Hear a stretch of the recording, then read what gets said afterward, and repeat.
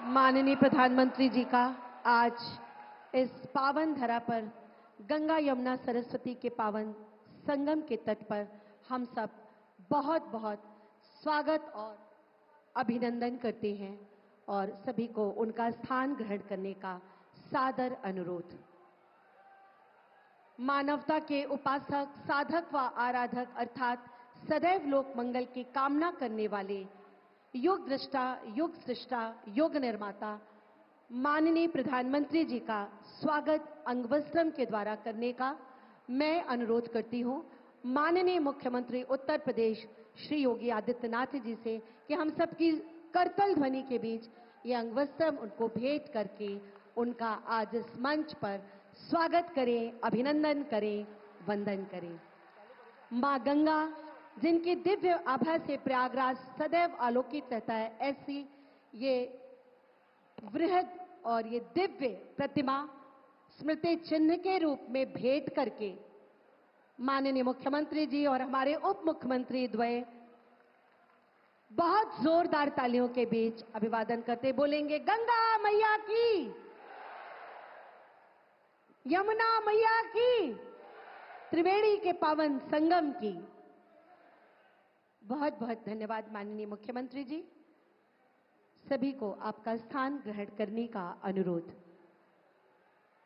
मैं बड़े ही आदर और सम्मान के साथ अनुरोध करती हूं माननीय मुख्यमंत्री जी से, जो माननीय प्रधानमंत्री जी की प्रेरणा व मार्गदर्शन के साथ महाकुंभ 2025 को भव्य दिव्य डिजिटल बनाने के लिए नए कीर्तिमानों की ओर ले जाते हैं, ऐसे माननीय मुख्यमंत्री उत्तर प्रदेश श्री योगी आदित्यनाथ जी से अनुरोध प्रधानमंत्री जी के स्वागत उद्बोधन का।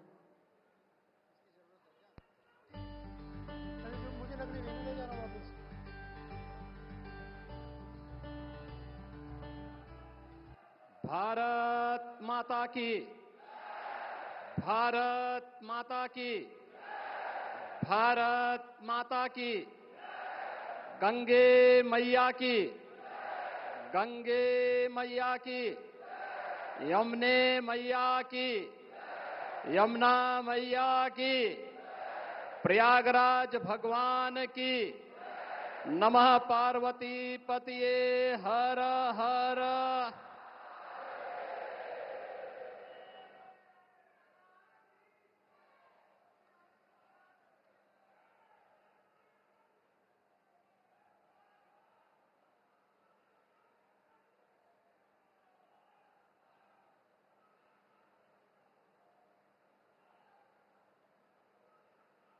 जिस प्रयागराज की महिमा को वेद पुराणों ने बड़े प्रभावी ढंग से गा करके सनातन धर्मावलंबियों के गौरव को बढ़ाया हो, आज उसी प्रयागराज में जहां पर त्रेता युग में मर्यादा पुरुषोत्तम प्रभु श्री राम ने त्रिवेणी के दर्शन किए थे, आज उसी त्रिवेणी के संगम में दुनिया के सबसे लोकप्रिय राजनेता, भारत के यशस्वी प्रधानमंत्री आदरणीय श्री नरेंद्र मोदी जी का आगमन हुआ है। मैं इस अवसर पर प्रदेशवासियों की ओर से, प्रयागराज वासियों की ओर से आदरणीय प्रधानमंत्री जी का हृदय से स्वागत करता हूं, अभिनंदन करता हूं।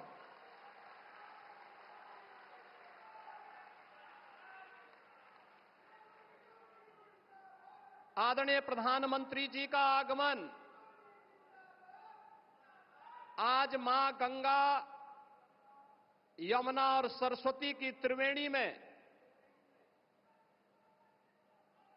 पूजा अनुष्ठान के उपरांत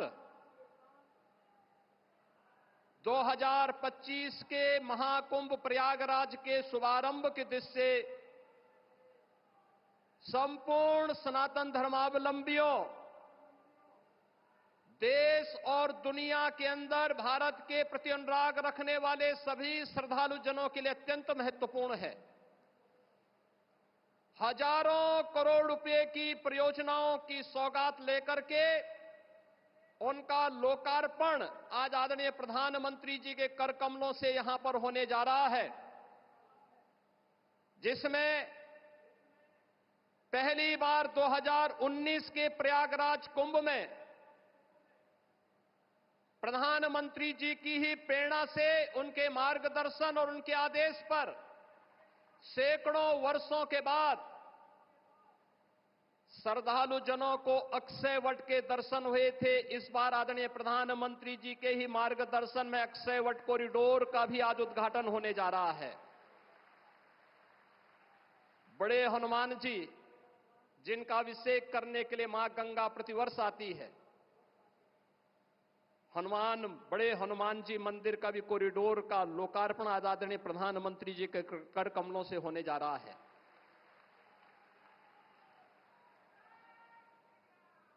सरस्वती कूप, जिस त्रिवेणी में अदृश्य रूप में मां सरस्वती वास करती है, पहली बार श्रद्धालु जनों को 2019 में सरस्वती कूप के भी दर्शन हुए थे और वह भव्य रूप आज यहां पर सरस्वती कूप कॉरिडोर के लोकार्पण के साथ होगा।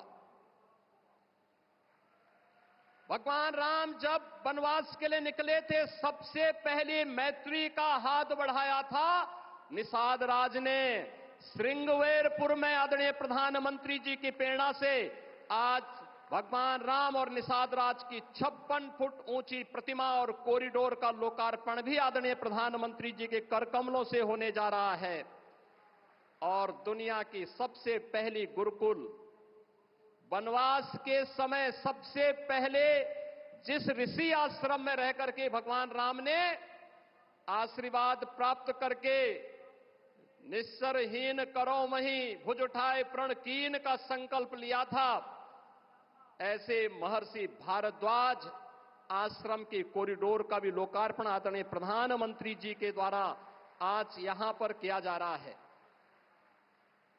कुंभ कैसे होना चाहिए? कुंभ भव्य भी हो, दिव्य भी हो, स्वच्छ भी हो, सुरक्षित भी हो, सुव्यवस्थित भी हो, यह परिकल्पना आदरणीय प्रधानमंत्री जी ने 2019 में दी। और इस बार का कुंभ भव्य भी, दिव्य भी और डिजिटल कुंभ के रूप में कैसे होना है, यह भी आदरणीय प्रधानमंत्री जी की प्रेरणा से प्रयागराज शहर, आसपास के जनपदों और दुनिया के सबसे बड़े अस्थायी शहर के रूप में प्रयागराज कुंभ के इस महाकुंभ के शुभारंभ की दिशा से आज आदरणीय प्रधानमंत्री जी हजारों करोड़ रुपए की इन अस्थायी परियोजनाओं का शुभारंभ अपने कर कमलों से कर रहे हैं। बहनों और भाइयों, मैं इस अवसर पर आदरणीय प्रधानमंत्री जी का उनके मार्गदर्शन के प्रति कृतज्ञता ज्ञापित करता हूं। पूरे प्रदेशवासियों की ओर से, उस हर श्रद्धालु की ओर से जो आज प्रयागराज आकर के अभिभूत होता है, उस प्रत्येक श्रद्धालु जन की ओर से भी उनके प्रति आभार व्यक्त करता हूं और आप सभी की ओर से आदरणीय प्रधानमंत्री जी का हृदय से अभिनंदन करता हूं, स्वागत करता हूं। इस अवसर पर प्रदेश की माननीय राज्यपाल आदरणीय श्रीमती आनंदीबेन पटेल जी भी उपस्थित हैं। उनके मार्गदर्शन के लिए हृदय से आभार व्यक्त करते हुए मैं उनका भी हृदय से स्वागत और अभिनंदन करता हूं। इस संपूर्ण कार्यक्रम को सफलता की नई ऊंचाई तक पहुंचाने के लिए और प्रयागराज कुंभ में एक स्वयंसेवक के रूप में कार्य करने वाली जो हमारी टीम है, जिनमें हमारे दोनों डिप्टी सीएम, इसी माटी के सपूत श्री केशव प्रसाद मौर्य जी हैं, डिप्टी सीएम जो स्वास्थ्य की सुविधाओं को लेकर के पूरी प्रतिबद्धता के साथ कार्य कर रहे हैं, श्री ब्रजेश पाठक जी हैं।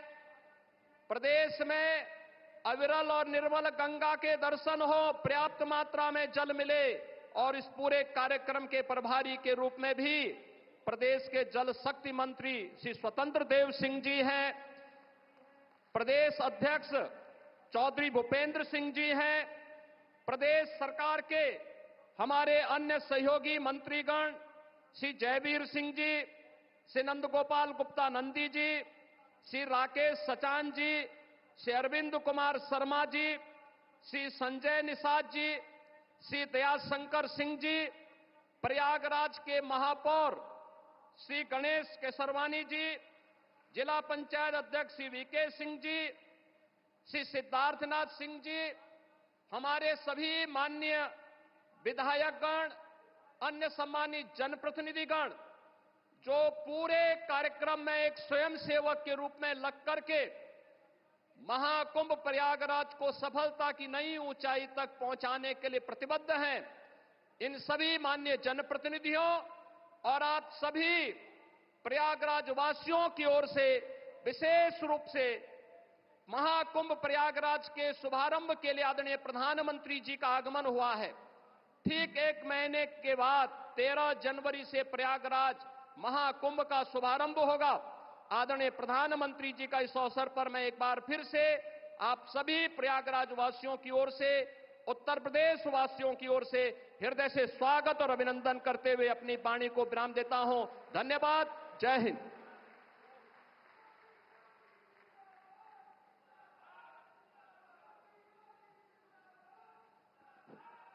बहुत बहुत धन्यवाद माननीय मुख्यमंत्री जी आपके उद्बोधन के लिए।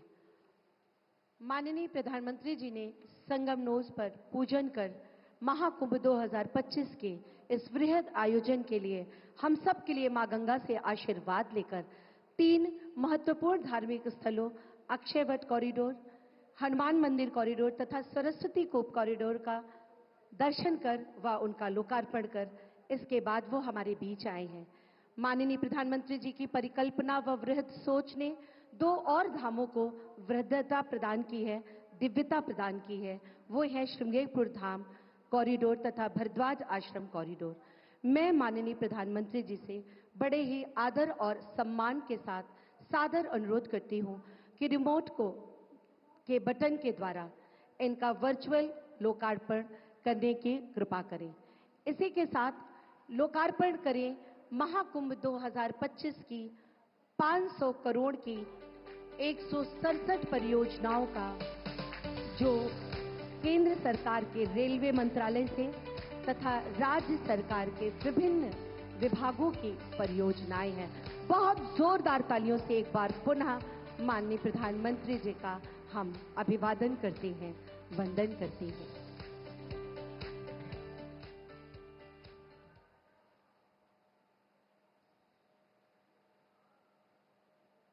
भरद्वाज मुनि बसहि प्रयागा, तिन्हि राम पद अति अनुभागा, तापस समदम दया विधाना, परमारथ पद परम सुहाना। ये है भरद्वाज ऋषि की महिमा जो रामचरितमानस में वर्णित है। और अब 5700 करोड़ की ये 167 परियोजनाएं।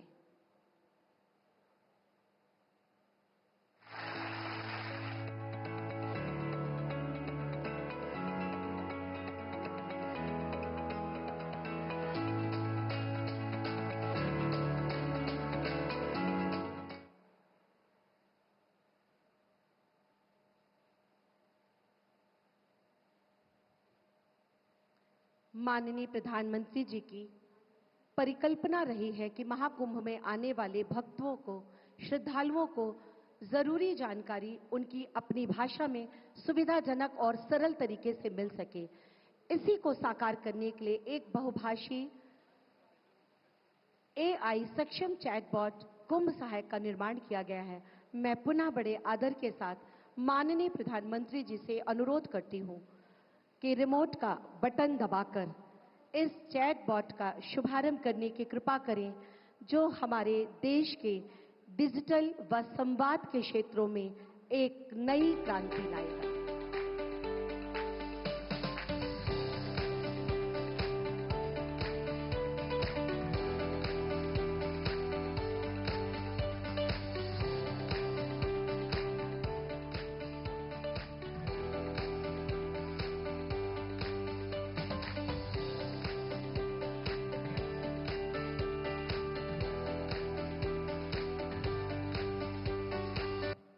बहुत बहुत धन्यवाद माननीय प्रधानमंत्री जी। महाकुंभ 2025 पर आधारित एक लघु फिल्म, जो केवल फिल्म नहीं, वो एक सपना है जिसको पूरा करने के लिए माननीय प्रधानमंत्री जी और उनके दिशा निर्देशन में माननीय मुख्यमंत्री जी दिन रात एक करके इसको दिव्य, भव्य और डिजिटल बनाने में लगे हैं। आइए देखते हैं ये लघु फिल्म। आस्था, श्रद्धा और विश्वास के सफलतम आयोजन प्रयागराज कुंभ 2019 ने यशस्वी प्रधानमंत्री श्री नरेंद्र मोदी जी के विजन के अनुरूप माननीय मुख्यमंत्री योगी आदित्यनाथ के नेतृत्व में कई कीर्तिमान अपने नाम किए। प्रयागराज कुंभ 2019 को यूनेस्को ने दी मानवता की अमूर्त सांस्कृतिक धरोहर की वैश्विक मान्यता। इस अविस्मरणीय आयोजन के बाद सनातन संस्कृति को दिव्य, भव्य और डिजिटल स्वरूप देने को तैयार है प्रयागराज महाकुंभ 2025। यशस्वी प्रधानमंत्री जी के विजन के अनुरूप भारत सरकार और उत्तर प्रदेश सरकार ने 8,600 करोड़ रुपए से तीर्थराज प्रयाग को दिया है नव्य स्वरूप। इस महाआयोजन में आने वाले श्रद्धालुओं के आकर्षण का केंद्र बनेंगे कलाग्राम, संस्कृति ग्राम, त्रिवेणी पुष्प सहित बड़े हनुमान मंदिर, भरद्वाज आश्रम, श्रृंगवेरपुर धाम, अक्षय वट, पातालपुरी और सरस्वती कूप कॉरिडोर के साथ ही नवनिर्मित 11 कॉरिडोर और 29 प्राचीन मंदिरों का सौंदर्यीकरण। नए घाट और रिवरफ्रंट रोड का कराया गया है निर्माण। सड़कों का विस्तारीकरण, नए फ्लाईओवर, आरओबी का कराया गया है निर्माण। पार्किंग के लिए 1,800 हेक्टेयर से अधिक क्षेत्रफल को किया गया है आरक्षित। रेलवे स्टेशन, बस स्टेशन और एयरपोर्ट में यात्री सुविधाओं को किया गया है अपग्रेड। रेल यात्रियों के सुरक्षित आवागमन के लिए 1,600 करोड़ रुपए से अधिक की विभिन्न विकास परियोजनाओं से कराया गया है यात्री सुविधाओं का विकास। क्लीन महाकुंभ, ग्रीन महाकुंभ के अनुरूप आधुनिक तकनीक से शहर की स्वच्छता पर किया गया है फोकस। साथ ही 3 लाख से अधिक पौधरोपण और 300 पार्कों का कराया गया है जीर्णोद्धार और सौंदर्यीकरण। विश्व के सबसे बड़े अस्थायी शहर में देश विदेश से आने वाले करोड़ों श्रद्धालुओं की सुविधा के लिए 4,000 हेक्टेयर में किया गया है मेला क्षेत्र का विकास। 30 पंटून पुल, 500 किलोमीटर की अस्थायी सड़क का कराया गया है निर्माण। स्वच्छ महाकुंभ के अनुरूप 1.5 लाख शौचालयों की सुविधा। प्लास्टिक फ्री महाकुंभ के अनुरूप मेला परिसर में इको फ्रेंडली वस्तुओं के उपयोग को दी गई है प्राथमिकता। यशस्वी प्रधानमंत्री श्री नरेंद्र मोदी जी के विजन के अनुरूप नमामि गंगे के अंतर्गत मां गंगा और यमुना की जलधारा हुई है निर्मल और अविरल। सनातन संस्कृति के वैश्विक समागम प्रयागराज महाकुंभ 2025 में आने वाले सभी तीर्थ यात्रियों एवं पर्यटकों के स्वागत के लिए तैयार है तीर्थराज प्रयाग। सामाजिक समता का महापर्व प्रयागराज महाकुंभ 2025। बहुत जोरदार तालियों के बाद एक बार पुनः माननीय प्रधानमंत्री जी का अभिवादन। मां भारती की सेवा में सदैव समर्पित हमारे माननीय प्रधानमंत्री जी, एक बार पुनः आप सबकी बहुत जोरदार करतल ध्वनि के प्रणाम के साथ मैं माननीय प्रधानमंत्री जी से अनुरोध करती हूं कि आज मां गंगा, यमुना, सरस्वती और त्रिवेणी के इस पावन संगम तट की भूमि के किनारे हम सबको अपना आशीर्वाद दें, हमारा मार्ग प्रशस्त करें, हमारा दिशा निर्देशन करें। जोर से बोलेंगे।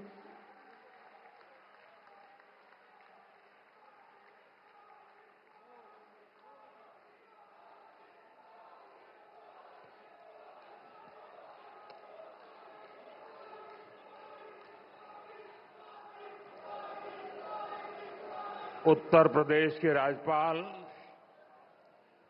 आनंदीबेन पटेल जी, मुख्यमंत्री श्रीमान योगी आदित्यनाथ जी, उप मुख्यमंत्री केशव प्रसाद मौर्य जी, ब्रजेश पाठक जी, उत्तर प्रदेश के मंत्री, सांसद और विधायक साथी, प्रयागराज के मेयर और जिला पंचायत अध्यक्ष, अन्य महानुभाव और मेरे प्यारे भाई और बहनों,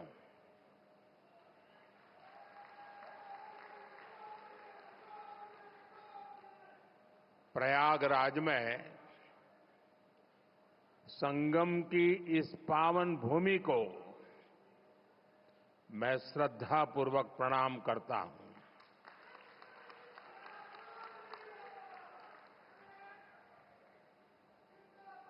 महाकुंभ में पधार रहे सभी साधु संतों को भी नमन करता हूं। महाकुंभ को सफल बनाने के लिए दिन रात परिश्रम कर रहे कर्मचारियों का, श्रमिकों और सफाई कर्मियों का मैं विशेष रूप से अभिनंदन करता हूं। विश्व का इतना बड़ा आयोजन हर रोज लाखों श्रद्धालुओं के स्वागत और सेवा की तैयारी, लगातार 45 दिनों तक चलने वाला महायज्ञ, एक नया नगर बसाने का महाअभियान प्रयागराज की इस धरती पर एक नया इतिहास रचा जा रहा है।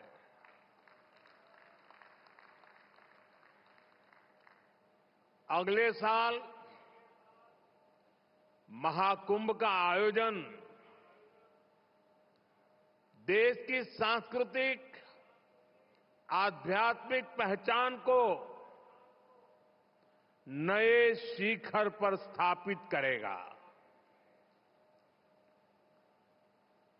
और मैं तो बड़े विश्वास के साथ कहता हूं, बड़ी श्रद्धा के साथ कहता हूं, अगर मुझे इस महाकुंभ का वर्णन एक वाक्य में करना हो तो मैं कहूंगा, ये एकता का ऐसा महायज्ञ होगा जिसकी चर्चा पूरी दुनिया में होगी।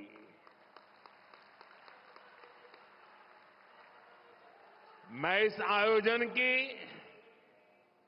भव्य और दिव्य सफलता की आप सभी को शुभकामनाएं देता हूं। साथियों, हमारा भारत पवित्र स्थलों और तीर्थों का देश है। ये गंगा, यमुना, सरस्वती, कावेरी, नर्मदा जैसी अनगिनत पवित्र नदियों का देश है। इन नदियों के प्रवाह की जो पवित्रता है, इन अनेकानेक तीर्थों का जो महत्व है, जो महात्म्य है, उनका संगम, उनका समुच्चय, उनका योग, उनका संयोग, उनका प्रभाव, उनका प्रताप, ये प्रयाग है।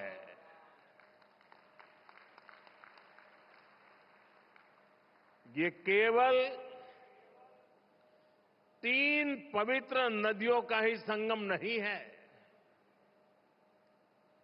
प्रयाग के बारे में कहा गया है, माघ मकरगत रवि जब होई, तीरथ पति ही आव सब कोई। अर्थात जब सूर्य मकर में प्रवेश करते हैं, सभी दैवीय शक्तियां, सभी तीर्थ, सभी ऋषि, महर्षि, मनीषी प्रयाग में आ जाते हैं। ये वो स्थान है जिसके प्रभाव के बिना पुराण पूरे नहीं होते। प्रयागराज वो स्थान है जिसकी प्रशंसा वेद की ऋचाओं ने की है। भाइयों बहनों, प्रयाग वो है जहां पग पग पर पवित्र स्थान है, जहां पग पग पर पुण्य क्षेत्र है। त्रिवेणीम माधवम सोमम भरद्वाजम च वासुकिम वंदे अक्षयवटम शेषम प्रयागम तीर्थनायकम। अर्थात त्रिवेणी का त्रिकाल प्रभाव, वेणी माधव की महिमा, सोमेश्वर के आशीर्वाद, ऋषि भारद्वाज की तपोभूमि, नागराज वासुकी का विशेष स्थान, अक्षय वट की अमरता और शेष की अशेष कृपा, ये है हमारा तीर्थराज प्रयाग।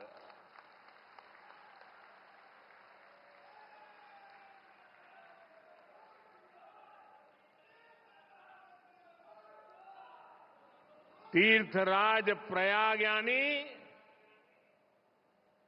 चारी पदारथ भरा भंडारू, पुण्य प्रदेश देश अति चारू।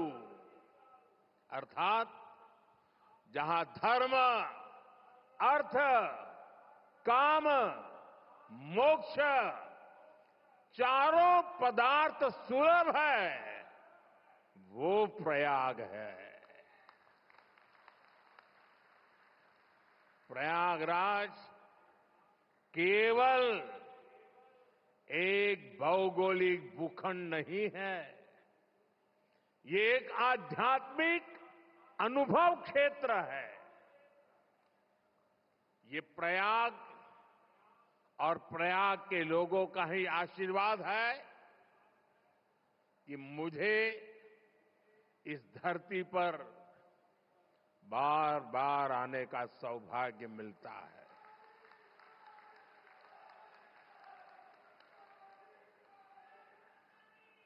पिछले कुंभ में भी मुझे संगम में स्नान करने का सौभाग्य मिला था और आज इस कुंभ के आरंभ से पहले मैं एक बार फिर मां गंगा के चरणों में आकर के आशीर्वाद प्राप्त करने का सौभाग्य प्राप्त किया। आज मैंने संगम घाट के लेटे हुए हनुमान जी के दर्शन किए, अक्षय वट वृक्ष का आशीर्वाद भी प्राप्त किया। इन दोनों स्थलों पर श्रद्धालुओं की सहूलियत के लिए हनुमान कॉरिडोर और अक्षय वट कॉरिडोर का निर्माण हो रहा है। मैंने सरस्वती कूप रीडेवलपमेंट प्रोजेक्ट की भी जानकारी ली। आज यहां हजारों करोड़ रुपए के प्रोजेक्ट का लोकार्पण हुआ है। मैं इसके लिए आप सबको बधाई देता हूं। साथियों, महाकुंभ हजारों वर्ष पहले से चली आ रही हमारे देश की सांस्कृतिक, आध्यात्मिक यात्रा का पुण्य और जीवंत प्रतीक है। एक ऐसा आयोजन जहां हर बार धर्म, ज्ञान, भक्ति और कला का दिव्य समागम होता है। हमारे यहां कहा गया है, दश तीर्थ सहस्त्राणि तीस्र कोट्यस्तथा अपराहा सम आगच्छन्ति माध्यातु प्रयागे भरतर्षभ। अर्थात संगम में स्नान से करोड़ों तीर्थ के बराबर पुण्य मिल जाता है। जो व्यक्ति प्रयाग में स्नान करता है वो हर पाप से मुक्त हो जाता है। राजा महाराजाओं का दौर हो या फिर सैकड़ों वर्षों की गुलामी का कालखंड, आस्था का ये प्रवाह कभी नहीं रुका। इसकी एक बड़ी वजह यह रही है कि कुंभ का कारक कोई बाह्य शक्ति नहीं है। किसी बाहरी व्यवस्था के बजाय कुंभ मनुष्य के अंतर मन की चेतना का नाम है। ये चेतना स्वतः जागृत होती है। यही चेतना भारत के कोने कोने से लोगों को संगम के तट तक खींच लाती है। गांव, कस्बों, शहरों से लोग प्रयागराज की ओर निकल पड़ते हैं। सामूहिकता की ऐसी शक्ति, ऐसा समागम शायद ही कहीं और देखने को मिले। यहां आकर संत, महंत, ऋषि, मुनि, ज्ञानी, विद्वान, सामान्य मानवी सब एक हो जाते हैं। सब एक साथ त्रिवेणी में डुबकी लगाते हैं। यहां जातियों का भेद खत्म हो जाता है, संप्रदायों का टकराव मिट जाता है। करोड़ों लोग एक थे, एक विचार से जुड़ जाते हैं। इस बार भी महाकुंभ के दौरान यहां अलग अलग राज्यों से करोड़ों लोग जुटेंगे। उनकी भाषा अलग होगी, जातियां अलग होगी, मान्यताएं अलग होगी, लेकिन संगम नगरी में आकर वो सब एक हो जाएंगे। और इसलिए मैं फिर एक बार कहता हूं, ये महाकुंभ एकता का महायज्ञ है, जिसमें हर तरह के भेदभाव की आहुति दी जाती है। यहां संगम में डुबकी लगाने वाला हर भारतीय एक भारत श्रेष्ठ भारत की अद्भुत तस्वीर प्रस्तुत करता है। साथियों, महाकुंभ की परंपरा का सबसे अहम पहलू ये है कि इस दौरान देश को दिशा मिलती है। कुंभ के दौरान संतों के वाद में, संवाद में, शास्त्रार्थ में, शास्त्रार्थ के अंदर देश के सामने मौजूद अहम विषयों पर, देश के सामने मौजूद चुनौतियों पर व्यापक चर्चा होती है और फिर संत जन मिलकर राष्ट्र के विचारों को एक नई ऊर्जा देते थे, नई राह भी दिखाते थे। संत महात्माओं ने देश से जुड़े कई महत्वपूर्ण निर्णय कुंभ जैसे आयोजन स्थल पर ही लिए हैं। जब संचार के आधुनिक माध्यम नहीं थे, तब कुंभ जैसे आयोजनों ने बड़े सामाजिक परिवर्तनों का आधार तैयार किया था। कुंभ में संत और ज्ञानी लोग मिलकर समाज के सुख दुख की चर्चा करते थे, वर्तमान और भविष्य को लेकर चिंतन करते थे।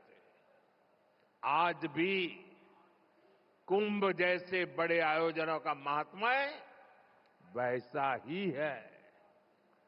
ऐसे आयोजनों से देश के कोने कोने में समाज में सकारात्मक संदेश जाता है। राष्ट्र चिंतन की ये धारा निरंतर प्रवाहित होती है। इस आयोजन के नाम अलग अलग होते हैं, पड़ाव अलग अलग होते हैं, मार्ग अलग अलग होते हैं, लेकिन यात्री एक होते हैं, मकसद एक होता है। साथियों, कुंभ और धार्मिक यात्राओं का इतना महत्व होने के बावजूद पहले की सरकारों के समय इनके महात्म्य पर ध्यान नहीं दिया गया। श्रद्धालु ऐसे आयोजनों में कष्ट उठाते रहे, लेकिन तब की सरकारों को इससे कोई फर्क नहीं पड़ता था। इसकी वजह थी कि भारतीय संस्कृति से, भारत की आस्था से उनका लगाव नहीं था। लेकिन आज केंद्र और राज्य में भारत के प्रति आस्था, भारतीय संस्कृति को मान देने वाली सरकार है। इसलिए कुंभ में आने वाले श्रद्धालुओं के लिए सुविधाएं जुटाना डबल इंजन की सरकार अपना दायित्व समझती है। इसलिए यहां केंद्र और राज्य सरकार ने मिलकर हजारों करोड़ रुपए की योजनाएं शुरू की है। सरकार के अलग अलग विभाग जिस तरह महाकुंभ की तैयारियों को पूरा करने में जुटे हैं, वह बहुत ही सराहनीय है। देश दुनिया के किसी कोने से कुंभ तक पहुंचने में कोई दिक्कत न हो, इसके लिए यहां की कनेक्टिविटी पर विशेष फोकस किया गया है। अयोध्या, वाराणसी, रायबरेली, लखनऊ से प्रयागराज शहर की कनेक्टिविटी को बेहतर किया गया है। मैं जिस whole of the government approach की बात करता हूं, उन महाप्रयासों का महाकुंभ भी इस थली में नजर आता है। साथियों, हमारी सरकार ने विकास के साथ साथ विरासत को भी समृद्ध बनाने पर फोकस किया है। आज देश के कई हिस्सों में अलग अलग टूरिस्ट सर्किट विकसित किए जा रहे हैं। Ramayan circuit, Shri Krishna circuit, Buddhist circuit, Tirthankar circuit, इनके माध्यम से हम देश के उन स्थानों को महत्व दे रहे हैं जिन पर पहले फोकस नहीं था। स्वदेश दर्शन योजना हो, प्रसाद योजना हो, इनके माध्यम से तीर्थ स्थलों पर सुविधाओं का विस्तार किया जा रहा है। अयोध्या के भव्य राम मंदिर ने पूरे शहर को कैसे भव्य बना दिया है, हम सब इसके साक्षी हैं। विश्वनाथ धाम, महाकाल, महालोक, इसकी चर्चा आज पूरे विश्व में है। यहां अक्षय वट कॉरिडोर, हनुमान मंदिर कॉरिडोर, भारद्वाज ऋषि आश्रम कॉरिडोर में भी इसी विजन का प्रतिबिंब है। श्रद्धालुओं के लिए सरस्वती कूप, पातालपुरी, नागवासुकी, द्वादश माधव मंदिर का कायाकल्प किया जा रहा है। साथियों, हमारा ये प्रयागराज निषाद राज की भी भूमि है। भगवान राम के मर्यादा पुरुषोत्तम बनने की यात्रा में एक महत्वपूर्ण पड़ाव श्रृंगवेरपुर का भी है। भगवान राम और केवट का प्रसंग आज भी हमें प्रेरित करता है। केवट ने अपने प्रभु को सामने पाकर उनके पैर धोए थे, उन्हें अपनी नाव से नदी पार कराई थी। इस प्रसंग में श्रद्धा का अनन्य भाव है। इसमें भगवान और भक्त की मित्रता का संदेश है। इस घटना का ये संदेश है कि भगवान भी अपने भक्त की मदद ले सकते हैं। प्रभु श्री राम और निषाद राज की इसी मित्रता के प्रतीक के रूप में श्रृंगवेरपुर धाम का विकास किया जा रहा है। भगवान राम और निषाद राज की प्रतिमा भी आने वाली पीढ़ियों को समता और समरसता का संदेश देती रहेगी। साथियों, कुंभ जैसे भव्य और दिव्य आयोजन को सफल बनाने में स्वच्छता की बहुत बड़ी भूमिका है। महाकुंभ की तैयारियों के लिए नमामि गंगे कार्यक्रम को तेजी से आगे बढ़ाया गया है। प्रयागराज शहर के सैनिटेशन और वेस्ट मैनेजमेंट पर फोकस किया गया है। लोगों को जागरूक करने के लिए गंगा दूत, गंगा प्रहरी और गंगा मित्रों की नियुक्ति की गई है।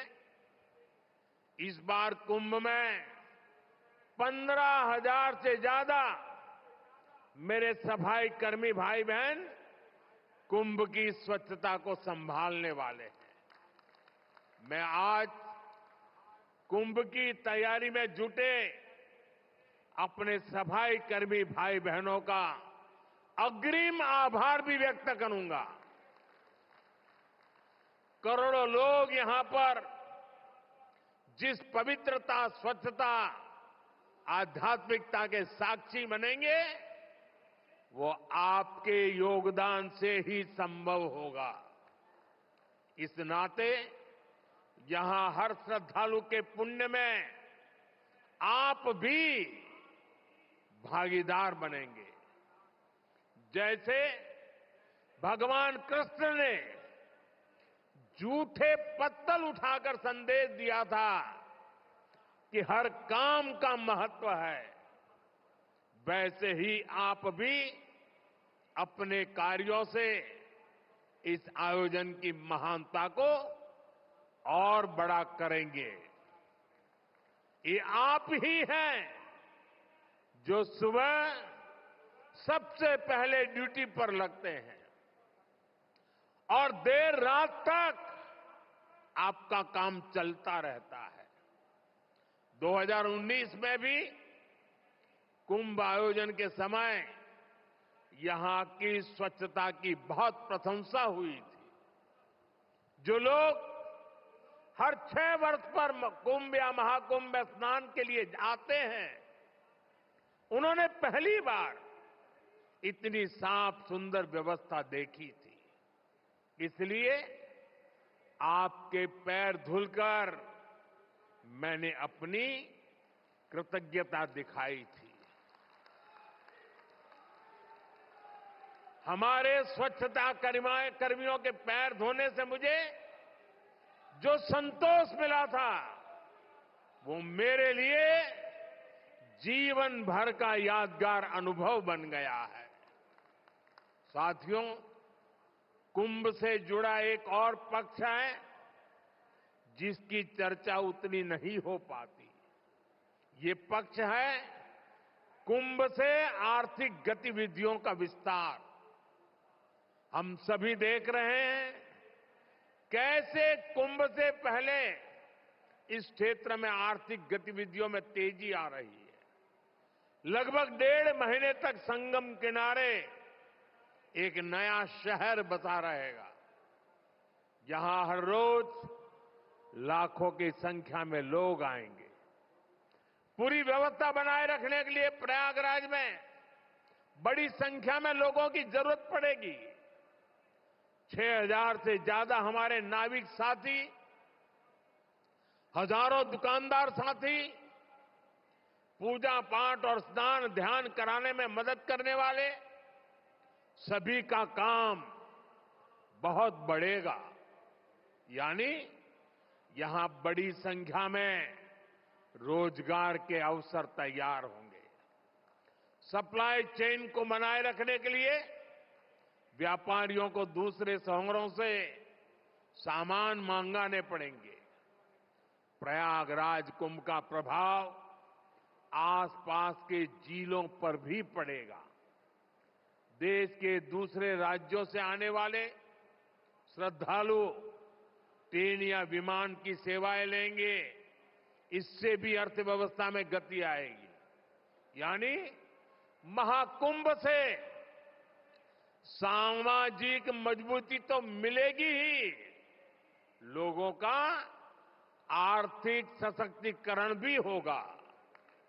साथियों, महाकुंभ 2025 का आयोजन जिस दौर में हो रहा है, वो टेक्नोलॉजी के मामले में पिछले आयोजन से बहुत आगे है। आज पहले की तुलना में कई गुना ज्यादा लोगों के पास स्मार्टफोन है। 2013 में डेटा आज की तरह सस्ता नहीं था। आज मोबाइल फोन में यूजर फ्रेंडली एप्स हैं, जिसे कम जानकार व्यक्ति भी उपयोग में ला सकता है। थोड़ी देर पहले अभी मैंने कुंभ सहायक चैटबॉट को लॉन्च किया है। पहली बार कुंभ आयोजन में एआई, आर्टिफिशियल इंटेलिजेंस और चैटबॉट का प्रयोग होगा। एआई चैटबॉट 11 भारतीय भाषाओं में संवाद करने में सक्षम है। मेरा ये भी सुझाव है कि डेटा और टेक्नोलॉजी के इस संगम से ज्यादा लोगों को जोड़ा जाए।